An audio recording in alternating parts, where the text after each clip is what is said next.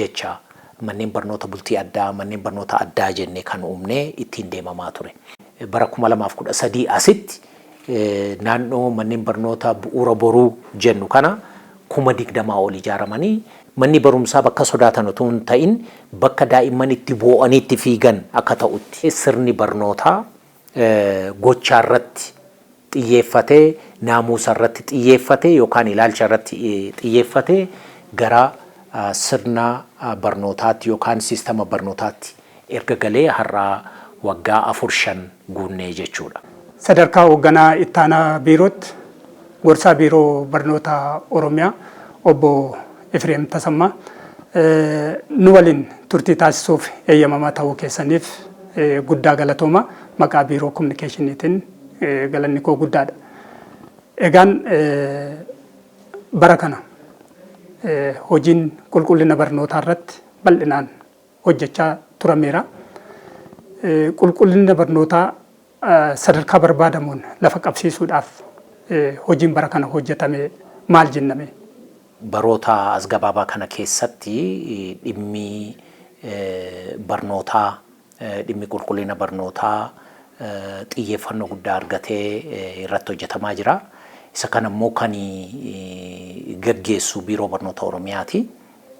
Gaan akkuma ani yuusii kaasuudhaaf yaalee qulqullinni barnootaa kun karaa waaraa ta'een akkamittiin furamuu danda'a isa jedhu irratti hojii guddaatu hojjetame. Isa kana adda baafannee hojii kana hojjechuudhaaf immoo qorannoowwan adda addaa gaggeeffamaadha kan turanii.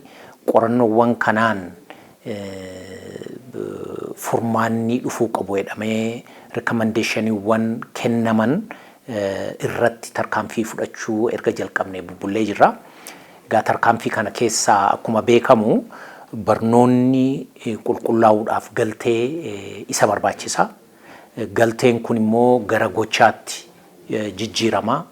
Gochaalee kana keessaati immoo bu'aatu argama jechuudha. Kanaafuu sochiiwwan gurguddaa jiran kana keessa akka galteetti kan ilaallu meeshaalee adda addaa istaandardii manneen barnootaa keenya leenjii barsiisotaa sirna barnootaa leecalloowwan adda addaa akkuma kana immoo barataa qophaa'e barnootaa ati kennuu fi kana ilaallata. Isaan kun galteedha. Isaan kana immoo walitti finnee mataa walitti qabnee maaltu hojjetamuu qaba? Kamtu dura dhufee ittaansee maaltu raawwatamuu qaba? Isa jedhu dhimmi piroosesii kunillee qulqullina barnootaatiif baay'ee murteessaadha jechuudha. Sana booda waa'ee outputii yookaan immoo waa'ee bu'aa barnootaa kana haasa'uu dandeenyu jechuudha. Kanaaf amma kan ka'e dhimma qulqullina barnootaati. Qulqullina barnootaa kanaaf egaa wantoota amma jenne sadan kanatu baay'ee murteessoodha jechuudha. Galtee wajjiniin kan wal qabate dhimma leecalloo adda addaa dhimma humna namaa yookaan barsiisaa fi hooggansa barnootaa wajjin waan wal qabate waggoottan 7-8 darban kana keessa hojii gurguddaatu hojjetame. Tokkoffaa akka piroosesiitti waan deggeru as keessatti qaama qaba waan ta'eef fakkeenyaaf manneen barnootaa bultii addaa manneen barnoota addaa jennee kan qopheessinu kuni takkaadhaan galteen jedhamu kun guutuu waan hin dandeenyeef hanguma ta'e miira dorgommii keessa barataa keenya yoo galchine hanga waa hundumtuu manneen barnootaa keenya istaandardii hanga guutanitti barsiisaan ga'umsa qabu hanga qophaa'utti sirni barnootaa qulqulluu ta'ee fi yeroo hojii wal deemu akkasumas immoo faasilitiin yookaan immoo bu'uuraaleen misoomaa isaa kan guutuu ta'e hanga raawwatutti miira dorgommii kana uumuudhaaf jecha manneen barnoota bultii addaa manneen barnoota addaa jennee kan uumnee ittiin deemamaa ture. Inni kun warra barnoota keessa qophii malee yookaan immoo wantoota galteewwan barbaachisan utuu hin argatin ol ba'e kana callumannee ilaaluurraa akkasitiin yoo deemne kan jedhurraa kan ka'edha. Mootummaan naannoo Oromiyaa manneen barnoota bultii addaa qarshii bileenota hedduu baasee gara hojiitti kan galchee jechuudha. Bakka sanarra immoo kan hin geenye ijoolleen qaxalee ta'an immoo utuu maatii irraan fagaatiin maaliif umuriin isaaniis xixiqqaadha waan ta'eef ijoollee waggaa 14, 15, 13 fa'i kutaa salgaffaa galanii kan baratan isaan kana immoo achumatti naannoo isaaniitti maatii biraa deddeebi'anii manneen barnoota addaa kan jedhaman immoo qopheessine jechuudha. Kaan isaanii bakka yuunivarsiitiin jirutti yuunivarsiitiin akka deeggaru gochaa galtees haa ta'u humna namaas yuunivarsiitiin akka deeggaru gochaa bakka immoo yuunivarsiitiin hin qaqqabnetti immoo aanaaleef bulchiinsi magaalaa karaa fooyya'aa ta'een barsiisota filanii leecalloo barbaachisaa ta'e guutuudhaan akka isaan waan fooyya'aa kennaniif gochuudhaan yaalameera. Gara kaaniin immoo ijoollee immoo gara mana barumsaa dhufaa hin dhufin jiran yookaan immoo daa'imman umuriin isaanii waggaa 5 waggaa 6 ta'e immoo bu'uurumarraa kaafnee isaaniin immoo qopheessaa yoo finne dhimmi qulqullina barnootaa kun warri yeroon darbe isaan miira dorgommiitiin akka isaan qo'atan maatiinis caasaan barnootaas barsiisonni kun hundumtuus akka isaan hojjetanii ijoollee kana qaqqabsiisan gochuudhaaf. Warra immoo haaraa ta'e immoo dur akkuma beekamu manneen barnootaa bu'uura boruu yookaan immoo nursing school kan jedhamu kun baadiyyaa keenya keessan turre. Magaalota lakkoofsa isaanii baay'ee xiqqaa ta'edha kan carraa kana argatan. Magaalota irratti abbootiin qabeenyaa gabaan kun barbaachisaa ta'uusaa beekanii hubatan. Isaantu magaalaa irratti manneen barnootaa bananii mana ijaaranii leecalloo guutanii barsiisaa qopheessanii miindaa kaffalanii warri tajaajila kana kennaa jiran jiru. Inni kun waan baay'ee gaariidha.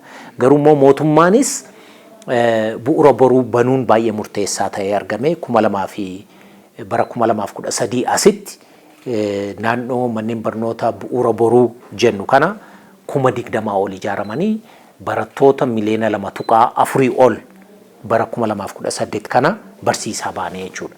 Isa kanaaf barsiisota bu'uura boruu naannoo 41,000 ta'an mootummaan qopheessee miindaa kaffalee hojii kana hojjechiisaa jira jechuudha.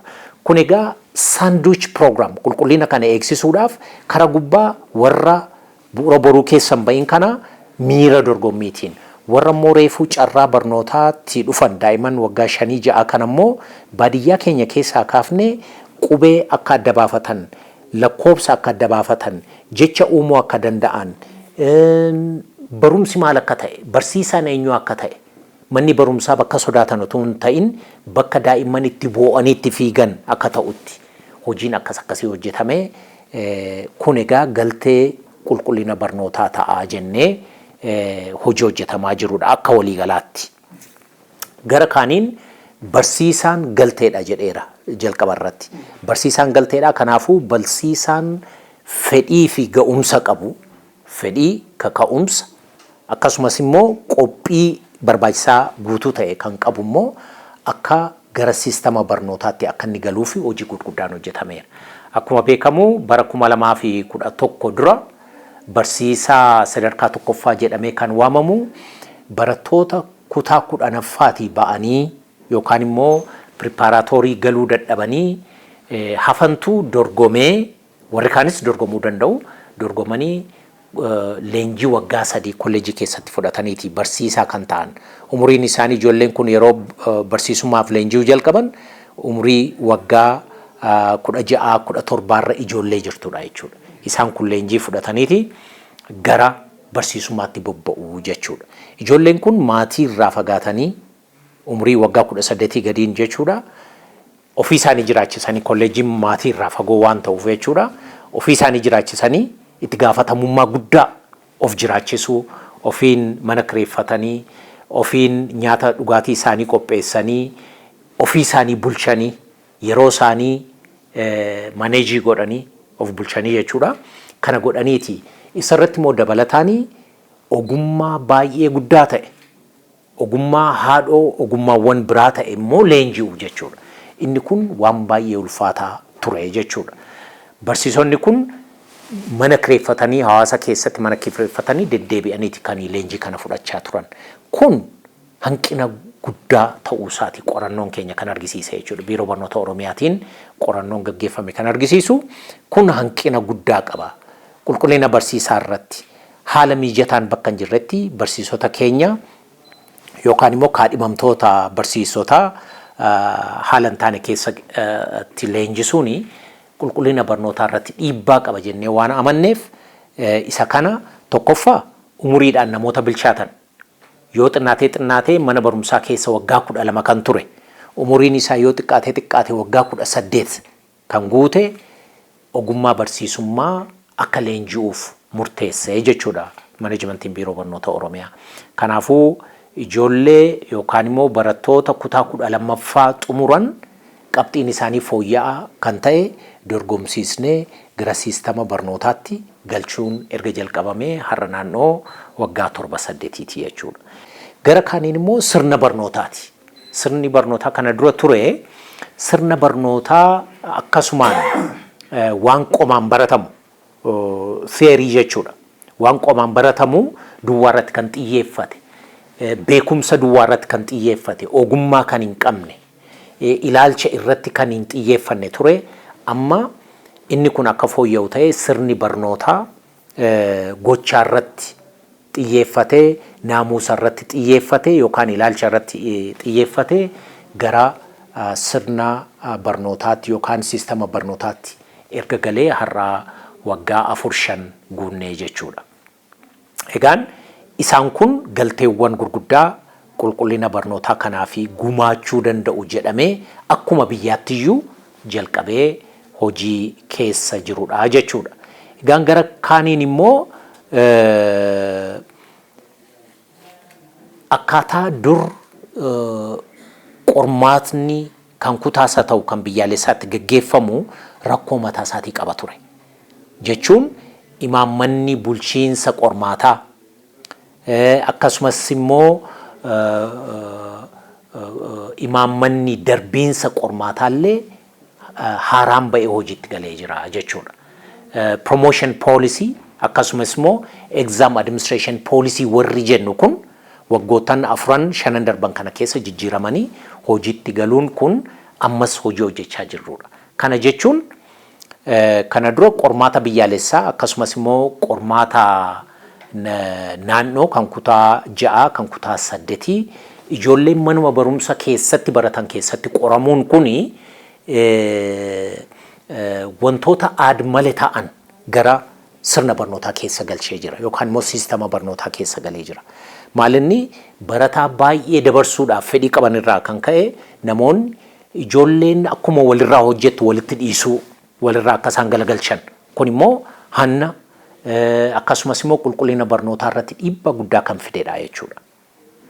Kanaafuu bulchiinsi qormaataa maal ta'e jechuudha kutaa 12ffaa yeroo xumuran kan seensa dhaabbilee barnoota olaanootii fi gara yuunivarsiitii deemanii akka isaan qoramanidha kan ta'a ture. Kana kun maaliif ta'e akka walirraa waraabbiin yoo xinnaate akka gadi bu'uuf gumaacha guddaadha kan inni taphate jechuudha. Tilmaama keenyaan persentaa 90-95 ol rakkoo walirraa waraabbii sana daran gadi buusee jira jechuudha. Inni kun isin ga'e jedhee immoo hin dhaabbanne. Ijoolleen mana isaaniitii ba'anii gara yuunivarsiitii deemanii qoramuun wanta gaarii qaba. Akkuma kana immoo wantoota immoo hanqinaalee akkuma kana qaba jechuudha. Hanqinaaleen kun maalinni ijoolleen mana isaaniitii ba'anii hin beekne lafa fagoo deemanii qormaataa fi taa'uun qormaanni uumaadhuma isaatiin iyyuu nama yaaddessuu nama naasisuu amala akkasii qaba. Ijoolleen immoo manaa yoo fagaatan dhiibbaa guddaa irratti fida jechuudha. Kanaafuu bara darbee kana immoo maal goone inumaayyuu online ijoolleen manuma isaanii ta'anii akka isaan qoramanidha kan goone bara barnoota 2018 kana jechuudha.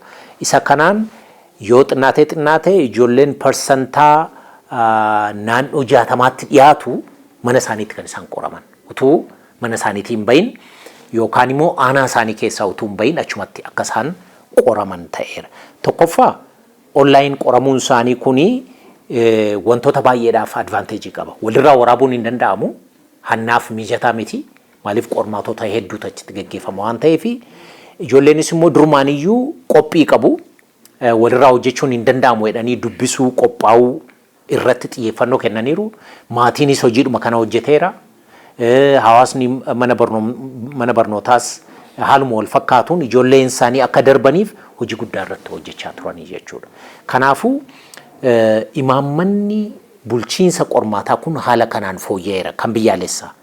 Kani kutaa 8ffaaf 6ffaas haaluma wal fakkaatuun kutaa 8ffaa fakkeenyaaf barattoonni mana barumsa isaanii keessatti miti kan isaan qoraman. Mana barumsa sadarkaa lammaffaa dhaqaniiti barsiisota sadarkaa lammaffaatu isaan qora. Yookaan immoo ogeeyyii waajjiraalee barnootaa keessa jirantu mana barumsaa sadarkaa lammaffaa keessatti kan inni qoru. Inni lammataa imaammata darbiinsaati. Imaammanni darbiinsaa kuni yeroo tokko tokko ifa namaaf hin ta'u. Amma namoonni yeroo akkasuman ta'anii ilaalanii bara kana ijoolleen darbuudhuma dadhabdee barnoonni dadhabeeraa jedhanii yaadu. Dubbichi akkas miti. Fakkeenyaaf bara preparatoriin jalqabe bara 1994 irraa jalqabeeti qormaanni biyyaalessaa kun kan jalqabe. Ijoolleen preparatoriidhaa ba'anii qormaata biyyaalessaa qoraman persentaan 98-99 yuunivarsiitii seenu turan. Ijoollee qoramtu keessaa persentaan 98-99 yuunivarsiitii galu kufuun hin jiru jechuun hin danda'ama. Garuu ijoolleen kun 600 keessaa 101 yookaan immoo 500 keessaa 101 yoo fidan yuunivarsiitii galaa turan. Amma garuu namni tokko darbe kan jedhamu seeruma darbiinsa addunyaa kanarratti qormaata qorame keessaa 100 keessaa 50 fi sanaa ol yoo fide duwwaadha namni tokko darbe kan jedhamu. Bara amman jedhu kana garuu 101 fidanii 500 keessaa yookaan 600 keessaa yuunivarsiitii galaa turan.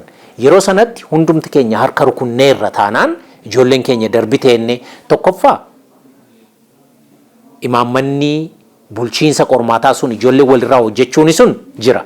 Inumaayyuu akka ta'etti qormaanni ba'ee alatti barsiisaan namni biraan hojjetee ol darbatanii hojjechiisuun barattoonni asumatti hojjetanii akka barbaadanitti ka'anii walitti hiranii akkuma sanaanuu 101 persentaa 100 keessaa 25 fidee jechuudha waan kun isin gala yoo ta'e 25 fidee hin darba 20 fidee 25 tun ta'in 20 fi sanaa ol fidee yuunivarsiitii galaa jechuudha. Amma garuu imaammanni darbiinsaa maal jedha?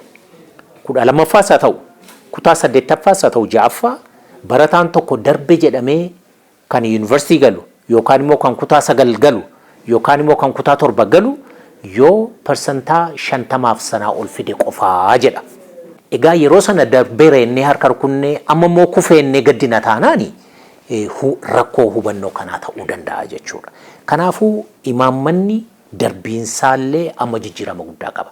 Kun hundumtu kan ta'ee fi ijoolleen utuu hin qoosin, maatiin utuu hin qoosin, qoosuun kun qabeenya leecalloo guddaa barataan tokko bara meeqa akkasumatti mana barumsaa keessa deemee yoo xumura irratti kutaa 12 fixee yeroo ilaalani dubbisuu barreessuu irratti somaa hojjechuu xalayaa barreeffachuu irratti rakkoo qabataanaani kun qisaasama guddaadha. Dhaloota sanaafis haa ta'u umurii isaa akkanumatti gubne maatiin sun leecalloo inni baasii inni waggoota amma kanatti baasellee akkanumaan gubatee yookaan akkasumaan facaafamee gatamee jechuudha. Biyyaafis immoo qabeenyi kun qabeenya biyyaa waan ta'eef inni kun waan sirraa'uu qabu waan ta'eef ammumaa kaasee tokkoffaa barattoonni dandeettii qaban dandeettii isaaniitti akka boonanitti warra kaan akka gargaaranitti dur ijoollee dandeettii qaban wanti isaan cinqee hojjechiisu beekumsa uumamaanis haa ta'u humna qaban ututti akka ittiin fayyadamne haamlee isaanii tuqaa ture jechuudha. Inni hin beeknes inni beekus waluma qixa darba waan ta'eef qabxii isaanis yoo ilaalamu walirraa koppii godhame tokkuma waan ta'eef haamleen isa hojjetullee tuqamaa ture. Akka inni hin hojjetu hin hojjenne ta'ee akka sammuunsaa hin misoomne ta'ee ture jechuudha. Isaan kana gochuun hundumtuu yaada qulqullina barnootaa sanaa mirkaneessuudhaaf hojii hojjetame jechuudha. Kan naannoo Oromiyaatti manneen ifa boruu abdii boruu bultii addaa kanarratti xiyyeeffachuudhaan hojii hojjetamaa jiru baay'ee jajjabeessaadha. Manneen barnootaa keessumattuu barattoonni carraa kana hin argatin manneen barnootaa kanaan alatti jiran keessatti warri baratanis akka isaan sirriitti cimaniif hojiin hojjetamaa jira. Garuu immoo ammallee wanti agarsiisu jira. Fakkeenyaaf qulqullina barnootaa eegsisuudhaaf meeshaaleen kanaaf barbaachisan kitaabarraa kaasee akkasuma gabbisa barnootaa keessatti meeshaaleen ittiin barsiisan horatamuu wanti qabamu hanqinni iddoo tokko tokkotti ni mul'ata. Kitaaboleen dhumtillee yeroodhaan raabsamuu irratti fooyya'insa gaariitu jira. Garuu ammallee yeroodhaan raabsuu irratti akkasumas immoo gosa barnootaa hunda barataan akka argatu qaqqabsiisuu irratti hanqinaaleen jiran ammam guuteera kun. Akkasumas barsiisonnis immoo akkuma ifa boruu yookiin abdii boruu keessatti xiyyeeffannoon barsiisan manneen barnootaa kaan keessatti barsiisuu irratti kaka'umsi barsiisota bira jiru hordoffiin taasifamu maal fakkaata? Waa'ee qaqqabiinsa kitaabaatiin bara 2018 kana sadarkaa lammaffaa keessatti hanqina kitaabaa kan jedhamu hin jiru. Tarii bulchiinsi kitaabaa rakkoo qabaachuu danda'a irraa kan hafe herrega kitaaba tokko barataa tokkoof jedhuun gadi bu'ee inumaayyuu bakkiitti sanaa ol akaakuu barnootaatiin kan jiran. Darbee kitaabota murtaa'an irratti kitaabota ogummaa leenjii ogummaa irratti darbee kitaaba tokko barataa sadiif kan jiru jira. Inni kun persentaa 0. Akkana kan ta'e isa kana barana guutaa jirra jechuudha. Bara barnootaa 2019 kanaaf kitaabonni qophaa'aniiru. Isa kana maxxanfamee gadi raabsamaadha kan jiru. Bara dhufu kana hanqinni kitaaba sadarkaa lammaffaa hin jiraatu jechuudha. Kan sadarkaa tokkoffaa haaluma wal fakkaatuun waggoottan 3-4 sirni barnootaa haaraa hojiitti galchine humni maxxansa keenyaa fedhii fi baay'ina barattoota keenyaa wajjiniin waliin ginne. Mana maxxansaa Meelbaa Printing Press kan jedhamu mana maxxansaa guddaa mootummaan naannoo Oromiyaa hundeessedha. Teknooloojii yeroo wajjiniin deemu kan ta'e hojiitti galee jira. Amma hanga sadaasaatti gaaffii hanqina kitaaba sadarkaa tokkoffaa kan jedhullee furuudhaaf amma ganna kana irratti hojjetamaa jira. Hanga sadaasaatti barataa tokko kitaabni tokko haala wal ga'uu deemuun qopheessaa jirra. Garuu karoorri keenya barataa lamaaf kitaaba tokko minimum jennee sadarkaa tokkoffaatti irratti qopheessaa jirra. Deeggarsa dhaabbilee miti mootummaa deeggarsa ministeera barnootaatiin ministeerri barnootaa kan maxxansu sadarkaa lammaffaa fi sanaa olitti. Sanaa gadi kan jiru kan naannoo waan ta'eef haa ta'u iyyuu malee deeggarsa isaanillee nu taasisaadha kan jirani. Bara dhufutti inni kunis furmaataa hin argataa jechuudha. Gara kaaniin dhimma barsiisotaa naaf kaafteetta. Barsiisonni keenya biyyattii kana jijjiiruudhaaf kaka'umsi isaanii murteessaa ta'uusaa irratti amananiiru. Yeroo adda addaa leenjii virtual ta'anii leenjii adda addaa kennaadha kan turre. Onlaayinii dokumentii adda addaa qopheessinee leenjii adda addaa kennaadha kan turre. Sanarraa kan hubannu kaka'umsi barsiisota keenya bira jiru baay'ee guddaadha. Barsiisaa cimaa uumuudhaaf maal akka ulaagaatti keessanii kan irratti hojjechaa jirtan? Namni akka kennaa isaatti akka fedhii isaatti kennaa duwwaa miti. Fedhiin illee moo jiraachuu qaba. Fedhii isaatiin bobba'a. Kanaafuu biiroon barnoota Oromiyaa maal kan godhu beeksisa kan inni baasu. Beeksisa baasee minimum requirementii ulaagaa ishee xinnoo ittiin namni tokko dorgomuu qabu lafa keenya. Sanarratti hundaa'ee qabxii kamiyyuu nuti kan fudhannu qabxii isa guddaarraa kaafneeti. Qabxii qormaata biyyaalessaa akkasumas immoo qabxii transkriptii barataa kutaa 9 hanga 10 ittiin barate sana isa guddaadhaaf qabxii isa guddaadha kan kenninu. Isa xinnaadhaaf qabxii isa xinnaa. Kanaafuu kan gochaa jirru maal jechuudha? Barsiisaan dandeettii qabu durumaa kaasee dandeettii akademii kan qabu.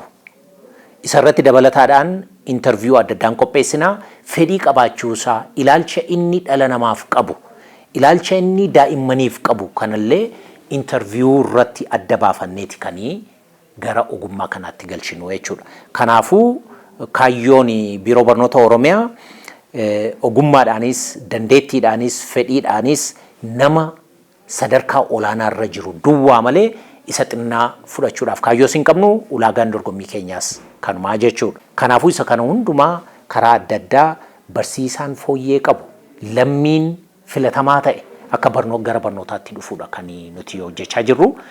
Gara kaaniin qabxiiwwan qulqullina barnootaaf galtee ta'an maal faatu hojjetame isa jedhu. Akkuma beekamu waggootaan 4-5 darban kana keessa kutaa barnootaa keessatti yeroo barnootaa keessatti barsiisuu duwwaan ga'aa miti jedhame bakka kamittuu bonaaf ganna tajaajila lammummaatiin akkasumas immoo barsiisota si'eessuudhaan tutorial kilaasiin akka kennamu ta'aa jira. Ijoolleen shamarranii fedhii adda addaa kan qaban dandeettiidhaan garaagarummaa jiru walitti butuudhaa fi tutorial kilaasiin amma waan idilawaadha amma biyyattii kana keessatti jechuudha. Naannoo Oromiyaa keessatti kun waan baratamaadha. Amma gannaa akka beekamu barattoonni qe'ee isaaniitti galu. Manneen barnootaa baay'ee yoo deemtan garuu har'a barattoonni barsiisonni mana barumsaa keessatti argitu. Ijoolleen gana kanallee barachaa jirti jechuudha. Kun sagantaan karoorri gadi bu'ee caccabsamee gadi bu'ee barattoota ammasii qopheessuu qabdu jedhamee sadarkaa hundumaatti keessattuu immoo qormaata naannootiif qormaata biyyaalessaaf warra ta'an kun dirqama ta'ee gadi bu'ee irratti hojjetamaa jira. Waggaa guutuudha kun kan hojjetamaa jiru jechuudha. Kanaafiyyuu inni kunis qulqullina barnootaa fooyyessuudhaaf hojii hojjetamaa jirudha. Akkuma beekamu barri barnootaa 2019 amma dhiyaachaa jira. Hagayya bultii 26 irraa kaasee hanga qaammee bultii 5tti galmeen jalqaba. Barsiisonni keenya gara mana barumsaatti deebi'anii hojii isaanii jalqabuutu isaanirraa eegama. Dhimmi barnootaa dhimma bal'aa waan ta'eef dhimma kanarratti yeroo bal'aa nuu kennitanii too odeeffannoo bal'aa kana uummata keenya biraan gahuu keessaniif guddaa isin galateeffannaa maqaa biiroo kominikeeshiniitiin galatooma. Waan carraa kana naa kennitaniif baay'ee ulfaadhaa galatoomaa.